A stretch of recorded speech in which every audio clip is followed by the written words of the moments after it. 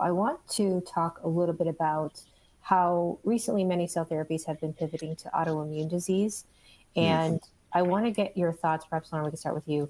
Do you think there are any learnings or potential, say, headwinds that these pivots could provide to the development of cell therapies for oncology? Where are the similarities here? Yeah, from my standpoint, I think the only risk is, does it become a distraction, right? Is it just the flavor of the day? There's always a lot of cynics out in the community that will say, oh, they're just pivoting to autoimmune because their oncology profile isn't strong enough, right? I don't necessarily think that's the case, right? I think people are looking at the fact, and I think CD19 is probably the hot target du jour for a lot of companies, and they think to themselves, well, I've already developed it for oncology. I've already done the CMC work. With a little bit of non-clinical retooling, I can put my module 2 back together, submit either an amendment or a new IND, and leverage either something I've already made or something that's very close to what I've already made. So I think the great news is any experience that we get, Aaron, is beneficial for the entire space, right? So I only see it as a benefit at this point in time. The only thing I worry about is, especially within the smaller companies, do they put themselves in a spot where they've spread themselves too thin, whether it be from a clinical standpoint, a CMC standpoint, a donor standpoint? There's a lot of places where you can start to redline your organization.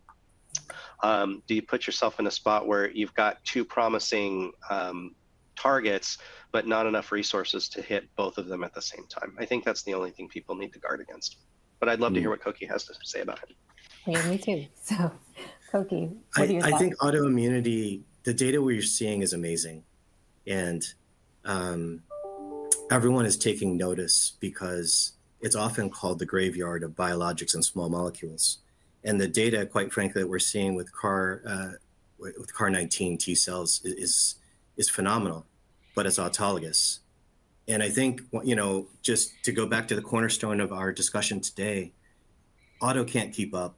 I think Gilead and Kite have been really, really forthcoming, and they're the most successful auto franchise. And I think the most that they could do in an ideal state is 10,000 manufacturing starts per year.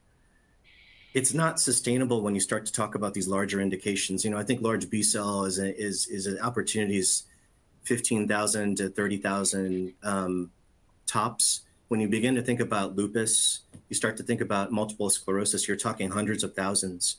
I think it's obvious allo is the solution. And so it's actually an exciting time, I think. I agree with Lauren's comment. There's a lot of cynical pivots. But I think the premise and the intent to treat population, the unmet need is so large. I think it's an amazing thing we're seeing right before us. It's game changing. Where you have people who are basically, it's inevitable they're going to go to end stage renal failure. And now you're saying, well, you could get this therapy, it's durable, you get it once, it's allo, so there's no tapering you off your immunosuppressive meds, there's no apheresis, you go on this drug once, and 2 years out, your SLEDAI scores, your glomerular nephritis is much reduced, and you have a long life. I think that's the premise, and I think we're really excited about that.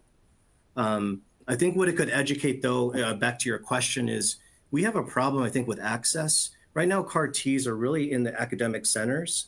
And what we need to do is radiate and grow this network, because we're really restricted to, you have to be within 50 miles of an academic center for all of the lymphodepletion. You have to have the patients be able to come back if there's any AEs. I think allo, that's another thing that we really need to solve for as we think of these bigger indications, is how do we educate clinicians and caregivers on how to handle these allo drugs. So we ourselves need to make safer drugs that also maintain efficacy, but then they have to be ready to handle this novel modality.